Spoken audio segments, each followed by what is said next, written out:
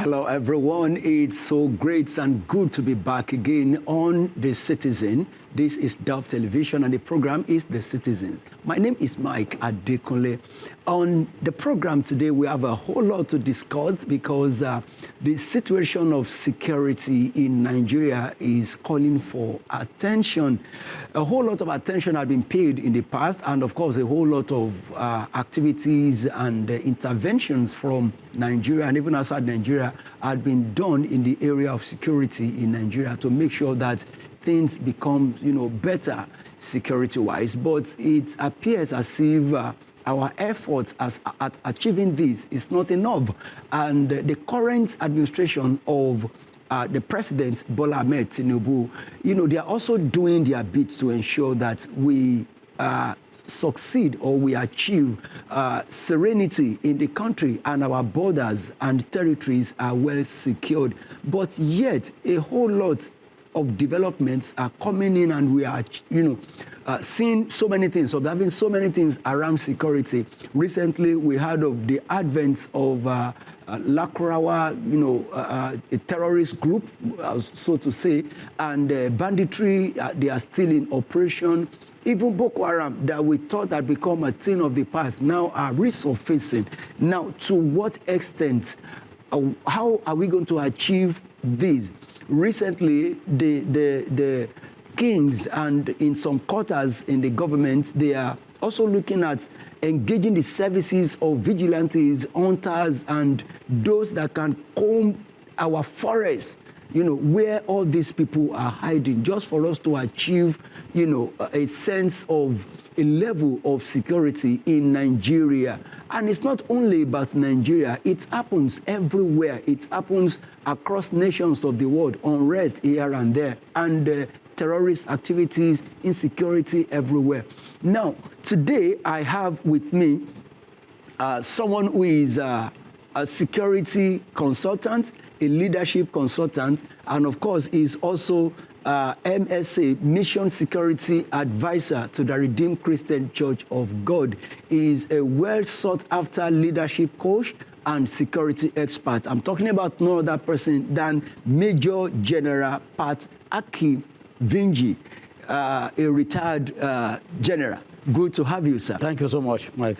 I hope I'm good with the names. You've done a good job. If there is anybody I would not want to offend, it shouldn't be you. Thank you so much for your time. We really appreciate you, sir. All right, so let's start from this. You are a leadership coach and a security expert. So where is the correlation becoming a leadership coach and also a security, personnel and all that? So where is the meeting point? Because I see that these are two different things, entirely. Okay, so it is not difficult to situate because first, everybody is a leader. There used to be this notion that leaders were a particular group of people, that you must have blue blood and all that. But that has been debunked by empirical studies. Everybody is a leader. The quality of leadership is now predicated on the kind of training you have received. So if you went to the Nigerian Defense Academy like I did, and you were commissioned an officer and you led men at various levels, then of course you would have had a certain level of leadership development. And then my background as a military officer, so those two are interwoven. I was trained to be a leader and then a military officer. So those two come together. And the reality is that whether you are a civilian, but if you're in leadership position, you must have a certain level of security knowledge. Okay. For instance, the president of a nation should have some certain level of security knowledge to be able to understand the briefings that will be coming from the various levels of the security architecture in place. So everybody should be security conscious, security of yourself, your own security, security of your family, security of your environment, security of your business. So it's something that everybody should get involved in. All right, so now let's look at it this way. Let's start from the angle of leadership. One of the challenges we faced and we are still facing is leadership deficits in Nigeria and in some nations of the world, because the rising of a leader is the rising of any country. That's right. You get what I'm trying to say now. So what is your overview? What is your general view on leadership, the way of leadership and the leadership level we have in Nigeria? Okay, so there are a couple of things that we need to look at. First, do we really prepare people for leadership? Because anybody can wake up today and say, I'm a politician, I'm running for something. Yeah. Is he prepared? So what we do and what we do not do and what other countries do, like America, Britain, and the rest of them do, is that they produce leaders through internship and programs, training programs that just prepare people for leadership roles. For instance, as I speak to you now, there are many young people in Congress who are serving congressmen and senators, who are sitting in rooms and listening to the various discussions and are seeing how leadership plays out. So they're having a hands-on experience. So when a guy like that wakes up tomorrow and says, I'm running for Congress, he knows what he's running for. But in Nigeria, we give an education that is not functional from the universities. We do not prepare people for life. We do not prepare them for leadership. And then they wake up one day and they say, I'm running. And they do not even know why they are running. They say, I'm running for office. And they will run, and eventually they will run, and they'll get there, and they are totally clueless. So garbage in, garbage out. We do not prepare people for leadership. The armed forces prepares you for leadership because you keep doing training. Even when I was a Major General, they were still sending me on seminars. So you keep getting training. But you can't give what you do not have. So yeah, everybody is a leader, but whether you train them to be leaders is another ball game. Okay, let me give another example. If you have a very huge population, it is an element of national power. But it is only as good it's only good to the extent that you train that element of national power to be good, to be functional, to the kind of training you give them, the kind of education you give them. So that is what we are not doing right. We are putting people in leadership who do not know what the thing is all about. And then there is this thing in a round hole. Yeah, and then there is this thing I call subtle socialization. I'm the one that crafted that phrase, subtle. There is socialization, but I added subtle to it. How does that come about? A nation socializes its citizens into loving it, loving its institutions, loving its flag, loving its anthem, loving and being proud of belonging to the nation. How does it do that? I say it's subtle because it's done in such a way that you even know you are being socialized into loving the nation. They take care of you. The kind of education you get, facilitated by the state, the care they give you when something affects you. For instance, if an American citizen is kidnapped somewhere, if it is a small country, they are playing with fire. If it is a country that America needs to negotiate, they will negotiate. They will make sure the person is extricated. So when nations do that, when nations do that to a citizen, others will say, oh, the country cares about us. So let me give you an example with myself. I lost my father when I was in primary school. But I finished primary school. I went to college. Nigeria paid. I went to Nigerian Defense Academy. Nigeria was training me and paying me. And keeping a certain portion of the payment as savings, that when I pass out as a young officer, I will have access to a fund to start life. Wow. So I was getting that. Then 2 years after getting commissioned, Nigeria sent me to University of Lagos to read law. Nigeria sent me to law school. When I was in Lieutenant Colonel, Nigeria sent me to University of Kent to do masters in law. The only time Nigeria did not do anything for me was when I was doing PhD and I was already a Major General. So Nigeria calculated that we may not use this guy much, so let's not waste too much money on him. But I went to National Defense University in Pakistan to do the National Defense course. Nigeria paid.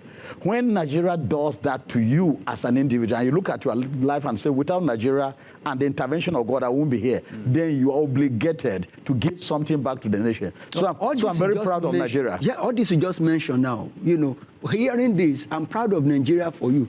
Yeah. Because all these have not benefited. And there are so many watching us right now that have not benefited. Yeah. So now, it's subtle socialization. Yeah, if this was in place then in your time, where did we get it wrong? Yeah, is because something like this still in place now? And this was during the military administrations. Oh, man. And I'm not advocating for military administration. Yes. Because the real governance is when you vote people in. Democracy. But we've gotten it wrong, so we must go back. Our values have shifted. They have shifted to wealth acquisition. People want money. So when somebody is running, they spend a lot of money and they want plenty of it back. So when they get to where they are supposed to lead, the first thing is to recover the money they spent in running, and then they are calculating and comparing themselves with other politicians who are very, very rich through ill-gotten wealth. So they start calculating, how much do I make? So the service to the nation is longer. Nigeria does not appear to be socializing people deliberately into loving the nation. Let me give you an example. Nigerians love football. It's the only time that we coalesce around the flag and the anthem. Yes. So if I were in power, what would I do? I will make sure we create football academies in every state. We'll be churning out so much talent that when you want to select an 11-man team to play, there'll be an embarrassment of riches in such a way that you are the coach, you're giving the coach so much headache. And then because of that, you are exporting the talent. And so when Nigeria gets into a football match, a tournament, they can't be knocked out. So you keep Nigerians happy, cheering on until maybe the finals. So when you do, the Nigerians will forget their wahala and they will say, our nation, because that's the only time that I've seen Nigerians uniting. Yes. So if you want to unite a nation, you must dissolve ethnic cleavages and build a nation so that somebody can call himself a Nigerian. So you identify those things that bring us together and you strengthen them. You tie, they become your centers of gravity. You tie everything around those things that make you to feel very happy as a nation. And so when you build a nation that the people are proud of, and then you tell them to take ownership of the nation, when they come into position, they will tell themselves, I can't steal from my nation. This nation has been good to me, I can't steal. So even before I became born again, I was working for Nigeria. But when I became born again, it became even more. That I was doing things that were out of the ordinary. Let me give you an example. I was commanding 4th Brigade in Benin. When I took over 4th Brigade, I saw that the structures, the headquarters structures, were made of wooden structures. And that wood, I didn't know when it was constructed until General Godwin Abe. When he heard that I was breaking them down and rebuilding, he came to tell me that these woods were constructed, these wooden structures were made in 1969. Wow. It's this kind of wood that just stays forever if you don't break it down.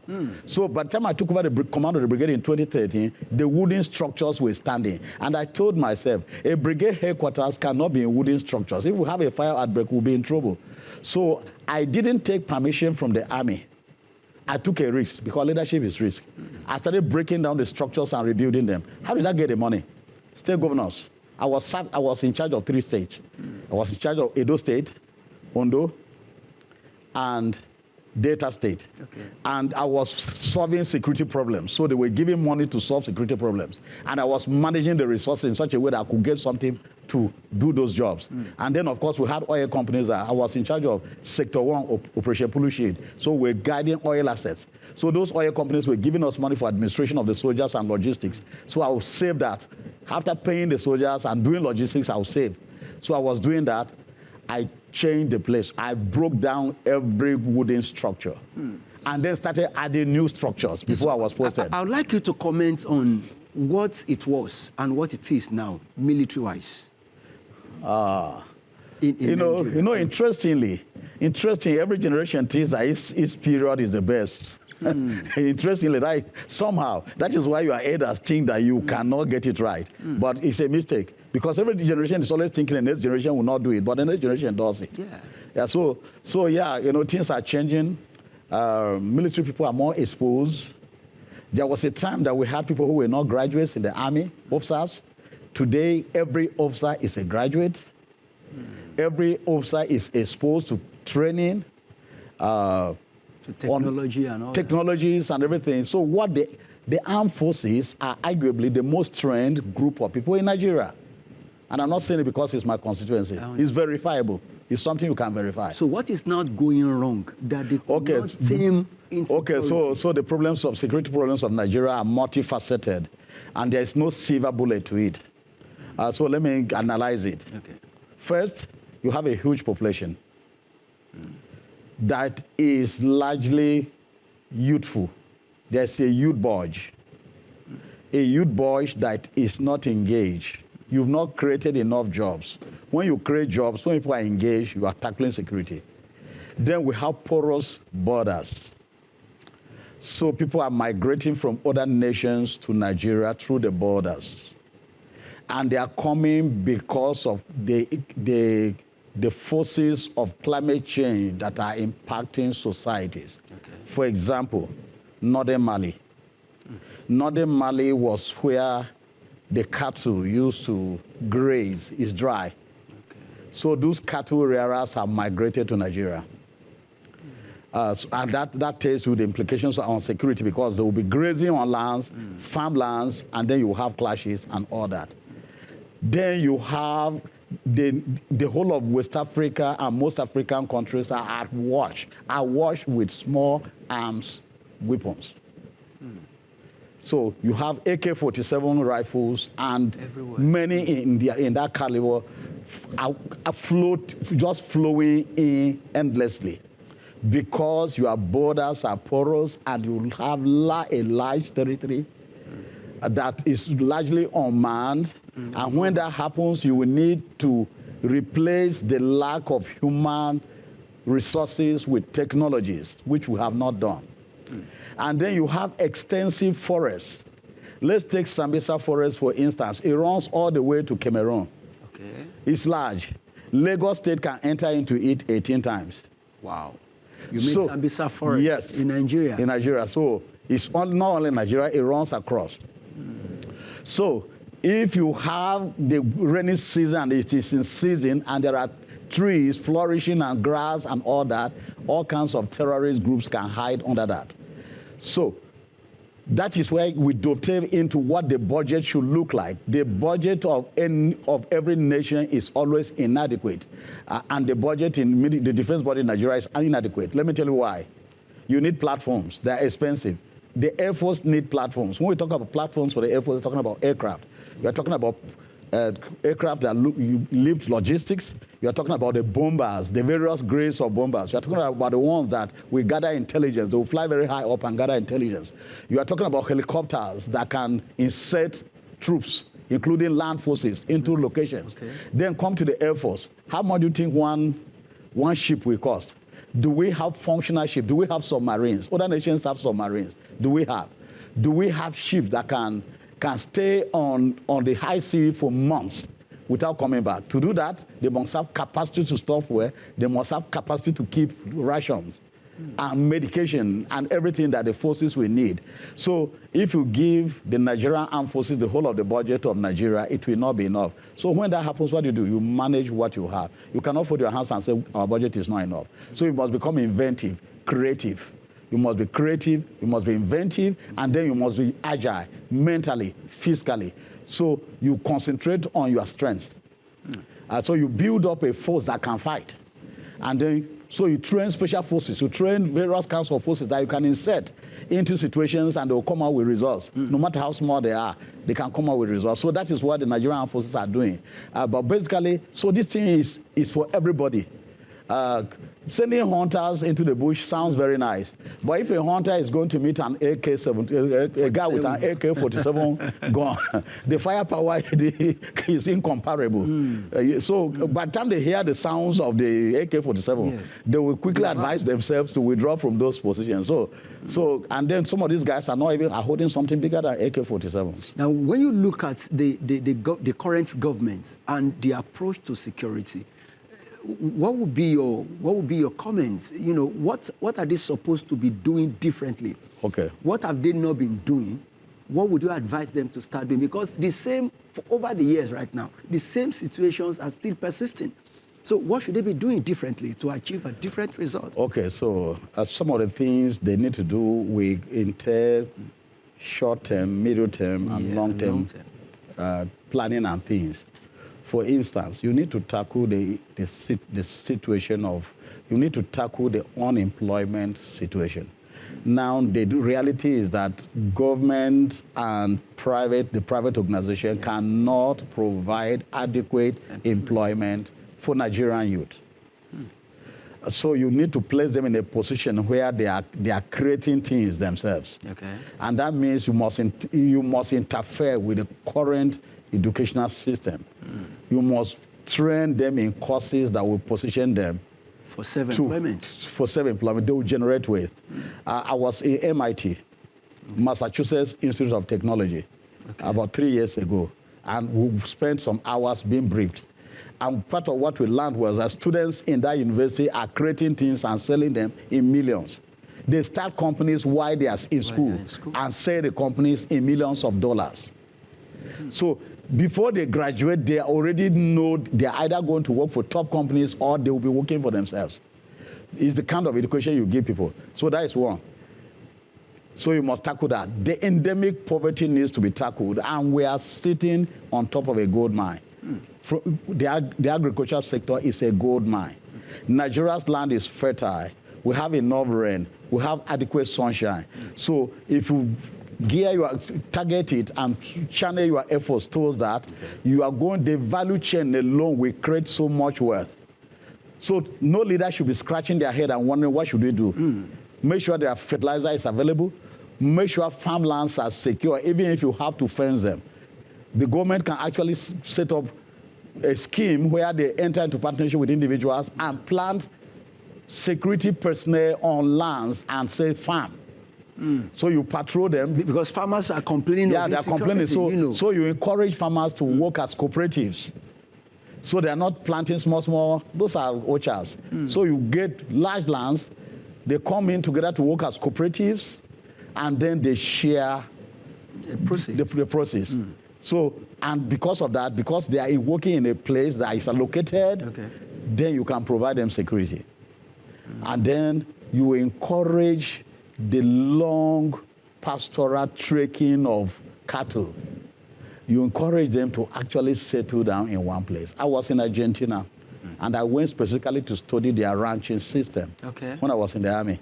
At a certain point in my career, I became the chief logistics of the army. Chief of logistics of the army. So I was tasked by the chief of army staff to go see what they do in Argentina, because the army wanted to start cattle ranches. So I went to study it. Their cattle stay in one place. They are fed there. They grow their feeds. They grow them on the same farm. They feed them. When they are 9 months, you can't believe the size. Wow. And so when you enter into a restaurant in Argentina, the cow meat is so tender you don't need a toothpick. In Nigeria, they trade for long distance and develop muscle. So when you are cooking, you cook them for so long until your gas gets wasted, because they are excising instead of staying in one place and getting fat.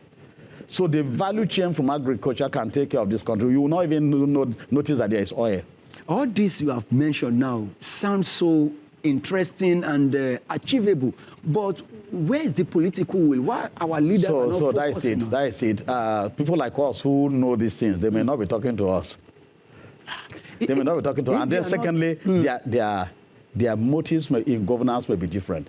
You see, the mindset needs to change that I'm going to serve. It's service. It's service-oriented. Take money out of politics. Don't make them have too much access to too much money.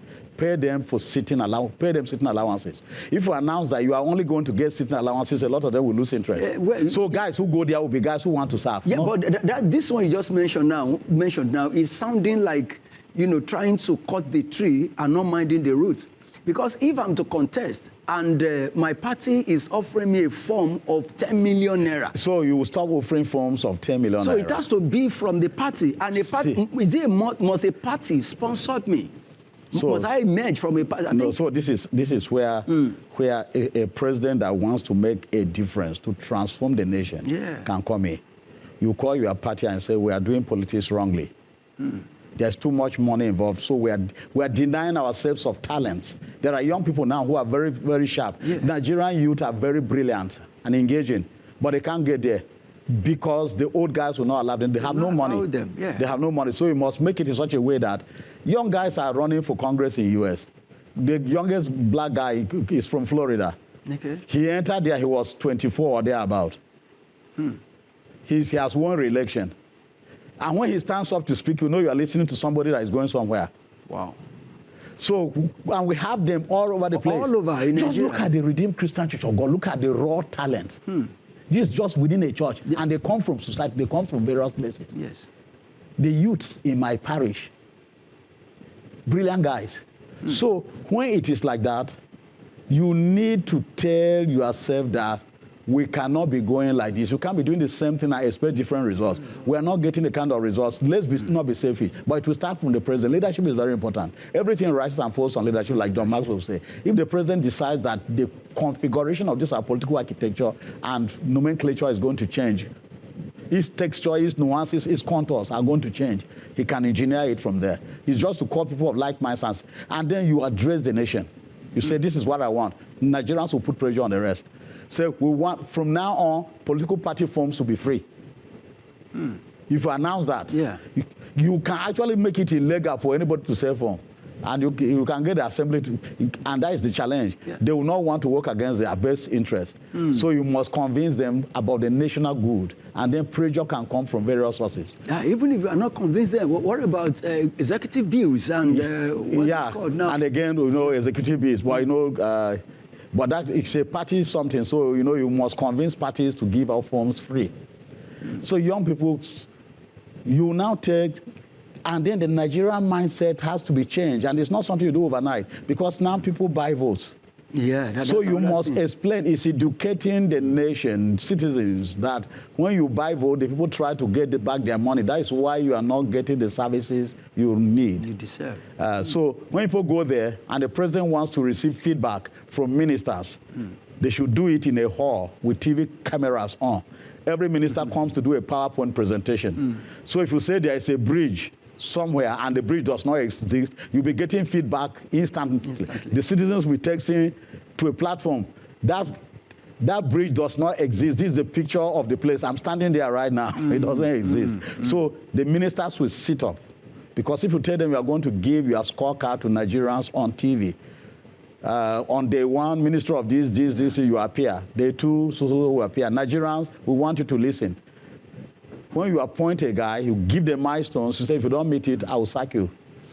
All right. You sack them. What, General, we are due for a break right now, and I'd like us to quickly, for a moment, go for that. Then we'll come back and look at more other things, looking at farmer-herder clashes everywhere, the insurgency that has taken a whole long year to rescue and all that. We're going to look into all these things when we come back. All right, viewers, I'd like you to please stay tuned. We shall be back after this short time out.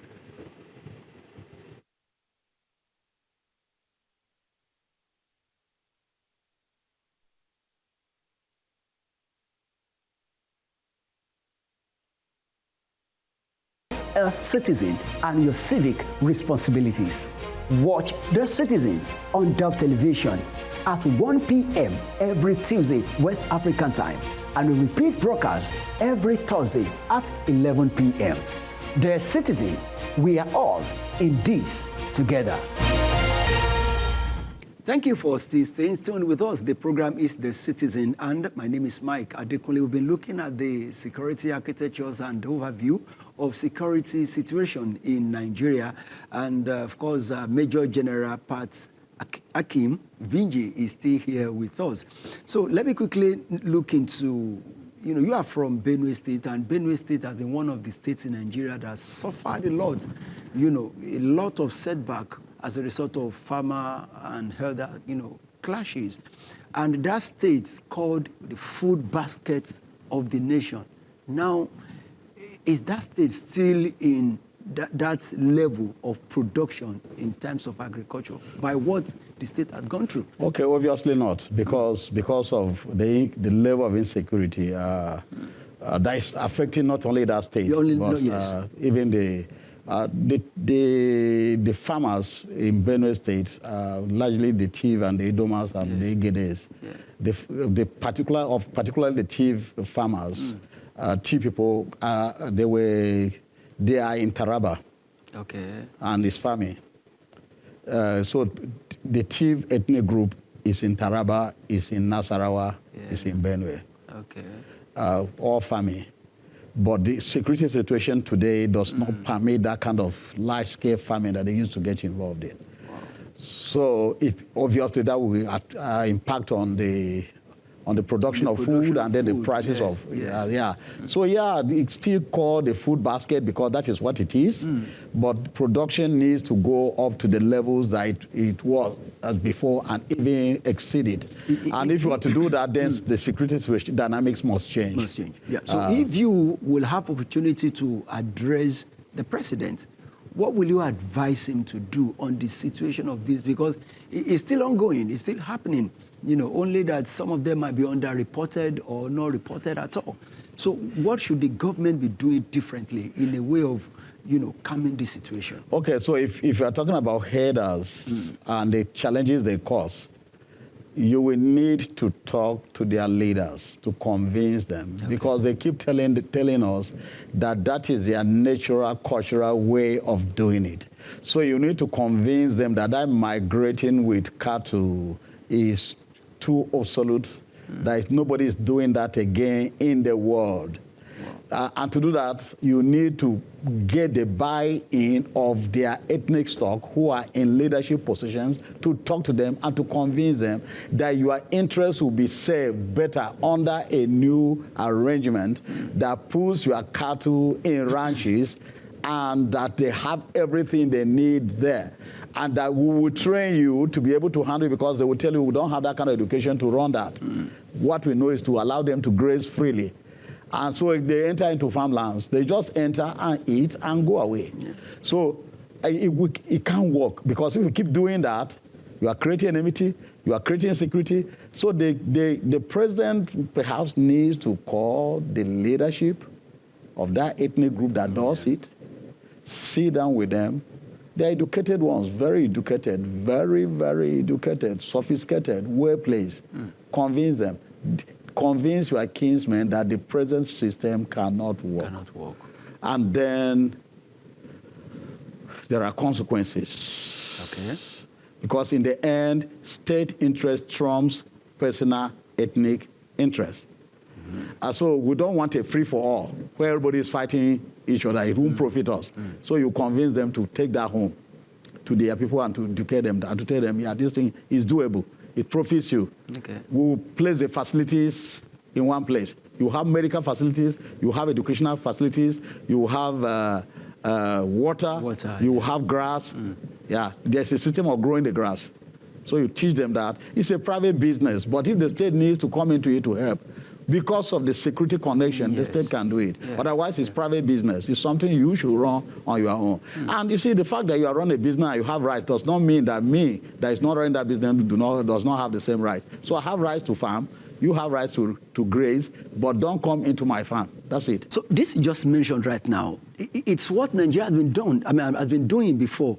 We used to have ranches around Southwest. I've heard of ranches then, some at, there's a place they call Odeda in Abeokuta, Ogun State, and some other places like that people have, ranches, and they are producing well. And I think the issue of negotiation, communication, continuous talk and all that is very key. Now, what do you have to say to situation?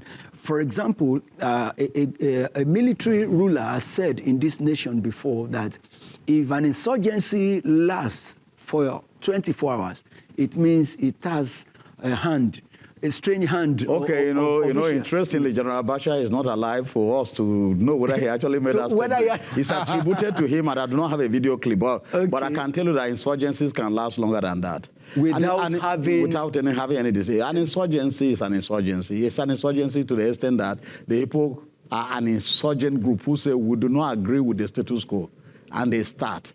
It can start small, but it doesn't mean you can finish it in 24 hours. There are things you can do to kill an insurgency at its early stages. But it doesn't mean that if an insurgency lasts longer than 24 hours. Look, no government creates an insurgency against itself to overthrow it. But we have heard severally that even government officials are the ones sponsoring Boko Haram. Okay. Let's not get into speculation. Those things are there. But unless you talk to security experts and really get the inside briefing, it's possible that some politicians somewhere may be participating in that because they benefit to some extent to the insecurity.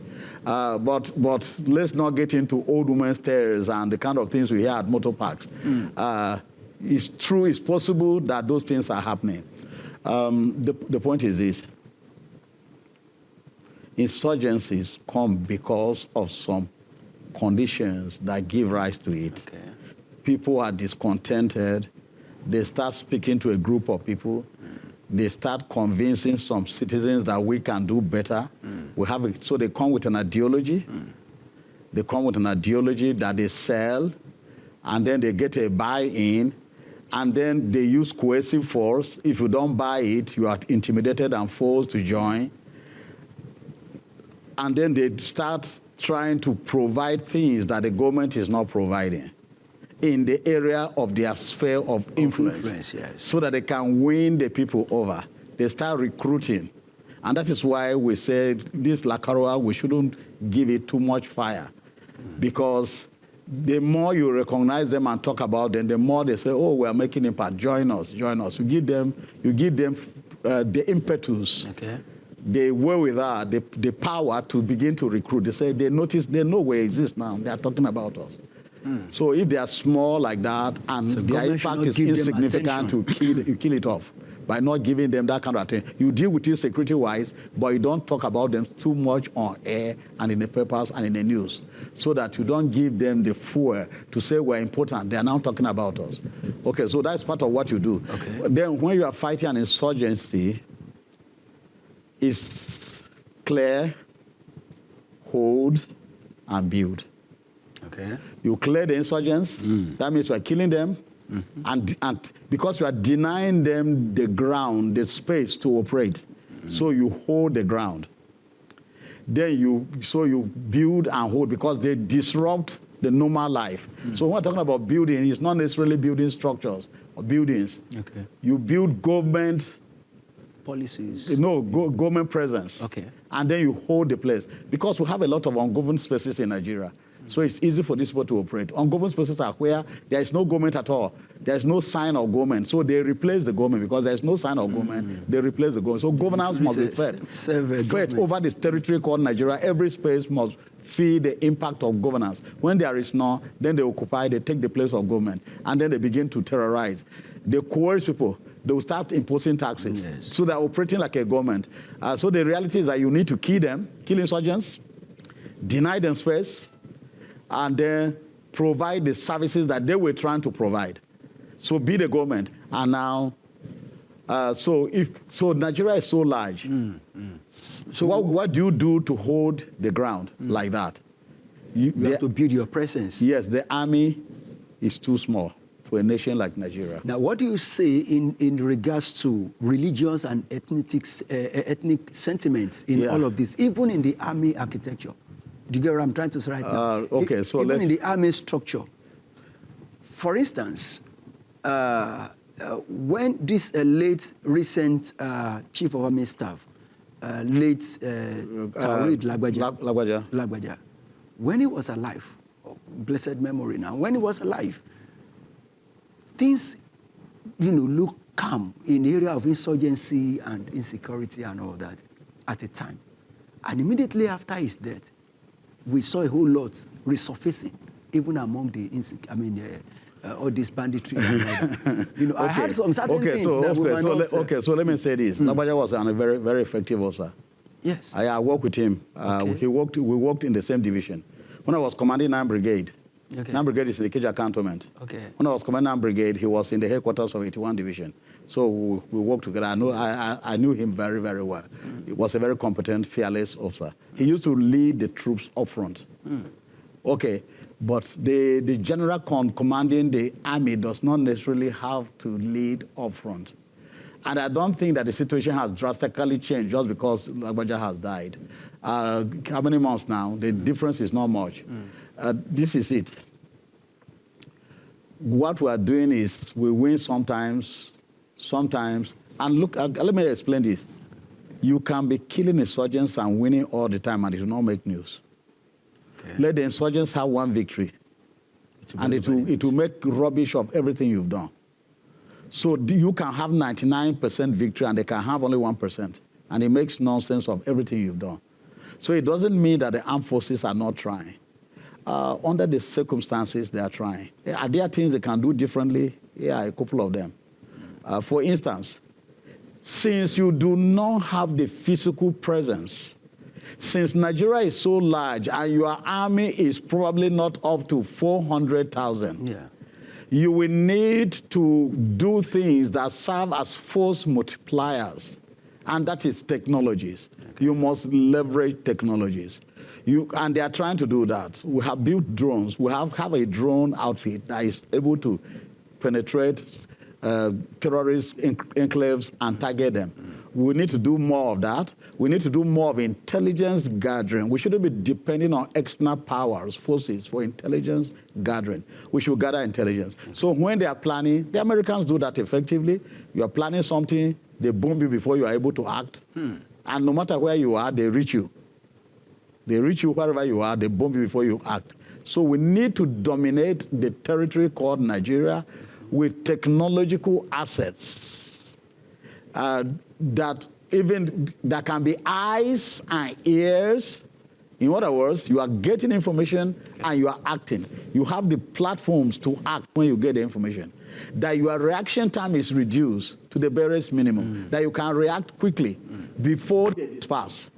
You have mentioned more than twice right now of ungoverned areas in Spaces, Nigeria. yeah. Yes, and for the vast, Nigeria is big. Yeah, Nigeria is big. Now, what do you have to say about secession?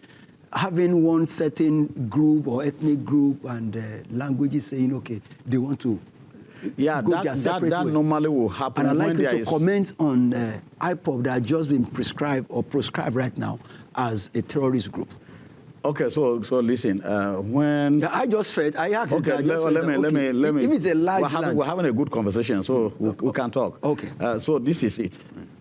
A nation must function on justice. Okay. Economic, social, political, all forms, every strata of justice and equity. When people start agitating, it's because they are feeling that we do not belong. Nobody is paying us attention. A feel of So the Nigerian state must deliberately begin to build Nigeria into a nation in such a way that everybody feels a sense of belonging. So that means that you must be equitable in the way you distribute power and the way you place economic development. You have just said it, and I want you to explain to us better. Some people believe that Nigeria is just a country and not a nation. So that is what I'm saying. So what's the difference? You must build a nation. A nation makes the citizen to feel we belong to this country, it's our nation. Right now, the ethnic thing is higher. The attachment, the love, the pride, the commitment is more to the ethnic groups. So the building a nation must start from the center and percolate down to the various strata of the society. So the Nigerian state must deliberately make everybody feel I belong to this country. Is this current government doing well or better in this regard? Well, it's neither here nor there. Some people have complained about the appointments, that they are likely it's something that Buhari did unashamedly, he did it. Some people are complaining like that here, but it's even beyond just mere appointments. It's the way you entrench merit. Okay. It's the way you entrench merit. It's the way you downplay ethnic cleavages. And it must be deliberate and it must be strategic. Interestingly, okay. I participated, I laid the groundwork, me and a group of officers laid the groundwork to craft our first national security policy. Okay. I was teaching at the National Defense College. General Zazi was the national security advisor. He came to deliver a lecture. And during the lecture, it came out clear that we didn't have a national security policy. So he tasked the National Defense College to write one. And a committee was set up, I chaired it. Okay. So we started doing a lot of work on it before I was posted to command the Special Task Force in Jos, and I handed over to the guy that was assisting me. And so that laid the foundation for the first national security strategy. When they were reviewing it in 2018, I was called to come sit on the panel that reviewed it. All these things we are discussing are inside that document. They should implement it. Okay. Everything it has not been implemented. I'm not seeing it implemented deliberately. And I think that's our challenge, because there are a lot of policies in Nigeria, but the implementation of I'm not seeing it. Let me give you another one that will shock you. The National Defense College in Abuja churns out very viable, valuable papers that the government can use. Okay. The government has not tapped into that. Research studies that on various aspects of national development. They are hanging there. When I was in Pakistan and we're doing the final presentation of the national security, they make the college to do it every year. When we're doing it, the prime minister came to sit there to listen to us. So that is what should be happening. But let's go back. We must get Nigerians to love Nigeria. And you will do that deliberately. You will tell them we have no other land to go to. You will give them the benefits of being a big nation as opposed to being a small nation. You must make economic opportunities available to everybody. You must create a level playing field so that the stars will rise. And when they rise, people will know that these stars are rising because of their giftings and talents and commitment and dedication and discipline. But not that one non-entity who cannot construct two good sentences is sitting and having lordship over very talented guys who are reporting to him, and they are speaking to him and he's not even understanding their communication.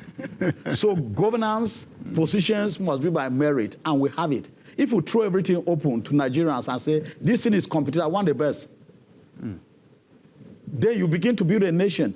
But otherwise, when you do some of the things we are doing, then people go back to their ethnic groups and say, we belong here. So you must make them take ownership of Nigeria. If we take ownership of Nigeria, we will not steal from it. You can't steal from yourself. It won't be by, oh, they are my kingsmen, they are my people. So, yeah, there are some things that are constitutional that you must implement. Every state must have a minister. Those are constitutional provisions. You can't violate that. But when it comes to selecting, and there is a pool of talent from every ethnic group, I know it because I served in the armed forces where everybody was there. Let me give you an example. There's a GOC. I won't mention his name because I don't want to put him in trouble. He's from the north. Young guy. Very brilliant. One of the most brilliant officers I've seen. So I've seen very brilliant officers from the north. I've seen them from the east. I've seen them from the southwest. I've seen them from the north central. I've seen them from everywhere. Every ethnic group has talents. So if you want brilliant guys, you will get them. Is to set out the conditions that these are the people we want. You can, if you're president of a nation, you can even headhunt for them. You can say, I want this ministry, this is the kind of person, these are the kind of people I want. You can even create structures that can work outside of the ministries. If you feel that a minister, we must have a minister from that state, so we've gotten this one, is not, you can... And you know, some of these things are even political. Yeah, and there's something around him, something that he should be doing, you can get somebody else to do it. Like I use that in the army and it worked for me. I used to have officers and I would look at them and I'll see the ones that are very sharp, brilliant guys. I see the ones that are not, they may be wearing heavy rank, but I bypass them. I just get the young guys to be doing what I want done. I'll first give you the job, then you fail. Then I tell you, don't worry, I'll get somebody to do it. So I get somebody to do it. So if you emphasize merit until it becomes a culture, until it becomes a way of life, then people cannot argue about meritocracy, and that is what we heard about Lee Kuan Yew of Singapore, that you have to merit this position. Every leader is supposed to read his book. And that is another challenge. Nigerian leaders do not read.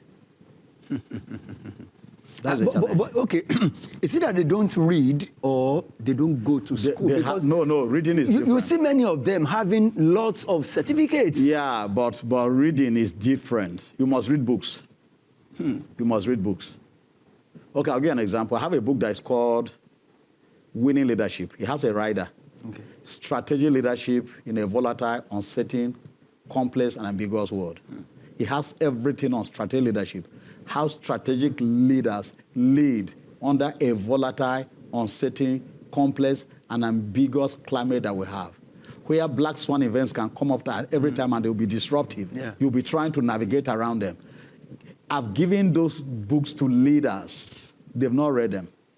Because if they read them, I would have known. I would have seen the things I have in that book playing out. So how can we access that book? No, I'm going to even give you some copies.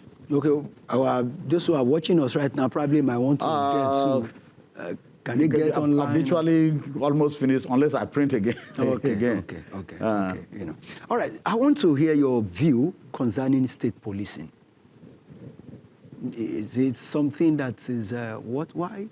Okay. Police officers, are they not capable to, take charge of the Okay, so this is it. Other nations are actually using county police, Okay. which are like local government areas. Okay. Now, America, for instance, has state police and has counties, police in counties. In other words, a local government equivalent can have police. Okay. You know why it is a touchy and controversial issue in Nigeria? It's because of the way it is calculated that political leaders will use it. The way governors will use it against their political opponents. It is also the way the federal government itself uses its police. It's the way policemen are deployed in some places to do things that otherwise they shouldn't be doing. So because of that, there is the fear that if you give governors that kind of power, it will be misused. Wow. But we have not tried it. So why can't we try it and correct it midway, mid-course correction? We can't be saying it will not work because of this without trying it. I think that you must have individuals who can do that. Let me give you two examples, very quick examples. And it depends on how you train people. Okay. I was commanding in a particular place. I don't want to mention it. Okay. And the government was going to have local government area elections in almost all the local government except one. Okay. So we're in a security meeting. Because if you command a brigade like that, you attend the state security council meeting. Okay. So we're in a security meeting and the governor turns to me and says, Operation so will patrol on the day of the elections. So I said, I called his title and I said, the vehicles will not even come out, not to talk of patrolling. So I said that and you could hear a pin drop. Everybody turned to look at me. So I said, let me add some flesh. I'm sorry the way I said it, but let me add some flesh. Supposing you win the election, the opposing party will say the army supported you to win. And supposing you lose, your own political party people will say the army supported the other because the party is at the federal level, the army supported. I said, so it's better the vehicles are not even seen on that election day, so that if you win, you win. If the other people win, they win. Don't plunge the army into political, into local government elections. So he said, are you not going to intervene on the part of the party in power at the federal level? I said, no, the vehicles will not even come out. He said, then leave them to me. Then I was in another place commanding a very big task force, big. It had Army, Navy, Air Force, Police, SSS. So we were holding a meeting. The governor was there. We were holding a meeting for the security of the place, a troubled state. And I went into the loo. By the time I came back, the commissioner of police who was sitting next to me said, they gave you a tax when you were in the toilet. I said, why is the tax? He said, your task force, you are to send soldiers to go lock down one local government headquarters because the governor does not want the chairman to resume again. So I waited for him to pass it. So the governor now told me, I taxed you when you were not in. You are going. I said, no, we are not going to be locking down any local government, Your Excellency. I said, that is not why we're here. He said, are you disobeying instructions? I say, yes, you can say that. I'm disobeying. That is not part of my job. I'm not here to get involved in your political. So if we have, the challenge with state police is that commissioners of police will be appointed by the governors, answerable to the governors. So if that were to happen, if a commissioner of police who refuses orders like that will be removed, we must get to have people who can refuse orders and be removed. And they will not die. Yeah. They will make a name for themselves and they will not die. So is it possible that another military officer in my position would have done those things? Yes. It's possible. Plenty of them would have done that. So it depends on your values, it depends on your training, depends on how you carry yourself, depends on the kind of professionalism you want to espouse. But if we do not try something, we cannot wave it off and say it is not good, it won't work. So we need to try and check how the stretching, how far the executives of states will stretch their power with respect to state police to see whether we can shut it down or continue with it. So for me, state police places the police very close to the people. They know the people. They know it's like in this city now, we're trying to start a neighborhood watch. make it very effective, and then segment the city, divide it into segments where people will be in charge. Yeah. So when a criminal is coming, they know. They know. Because we know ourselves. We know ourselves. Yes. So that is how you work it out. Major General Pat Akinvinji, we want to say a very big thank you to you. You've been so amazing and so resourceful. Thank God. In fact, we will have to call you back again. And of course, appreciating you for this one. So next one, I know you will come. Thank you, Jesus. Thank you so much. It's been a very wonderful time with you so far. And still lots more to talk about, personal security, group-wise and all that. But then we have to bring you again to, talk more, even on the area of leadership. Even, thank you so much once again. Thank you for having me, Mike. The Lord bless you, sir. The Lord bless you. All right. Thank you for being part of it today. Be security conscious of yourself, your family, your group, your church, your, community, your state, and let us always do well, and let's try to have the love of the country in our mind. In every little thing we do, let's be patriotic. The Lord bless you. My name is Mike Adekunle. Bye for now.